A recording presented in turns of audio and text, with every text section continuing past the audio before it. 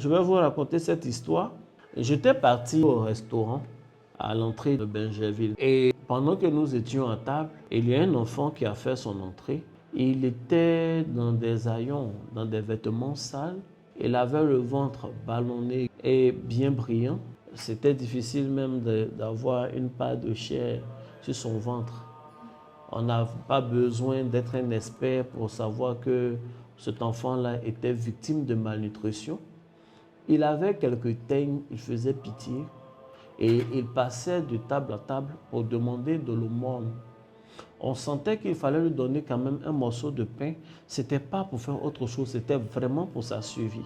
Et il ne demandait pas que l'argent, il cherchait à voir, même s'il y a un reste, un fond de sauce, il va s'en contenter.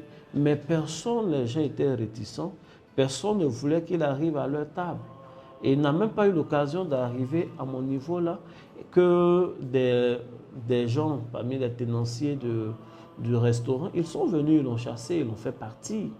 On lui a dit qu'il quitte là. Et il est parti. Ils l'ont chassé, il est parti. Quelque temps après, il y a un groupe de 3 personnes qui ont fait leur intrusion également dans le même restaurant. Ils sont rentrés.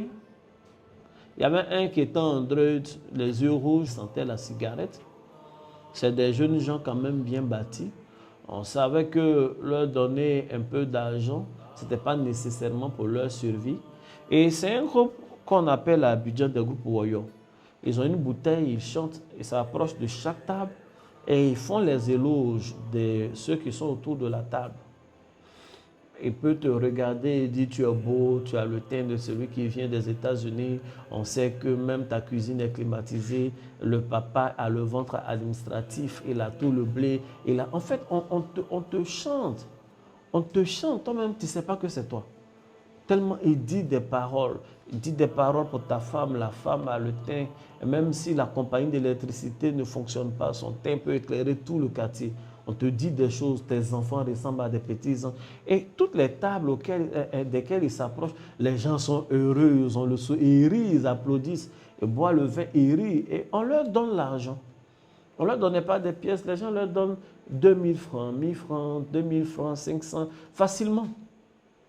Et ils sont passés de table à table, ils sont arrivés même à ma table. Ils m'ont fait une description, ils disent, Seigneur, c'est de moi qui parle comme ça.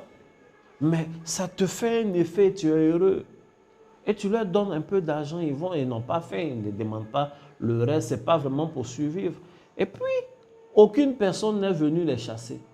Ils ont fini de passer de table en table, ils sont partis, ils ont continué leur route.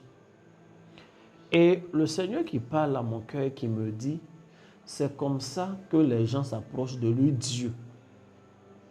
Je voudrais vous rappeler que Dieu nous a créés à son image. Le cœur de l'homme est tortueux, c'est vrai, l'homme est ce qu'il est, mais il y a du divin en nous. Il y a des choses, des réactions que nous avons qui ressemblent à ce que Dieu a.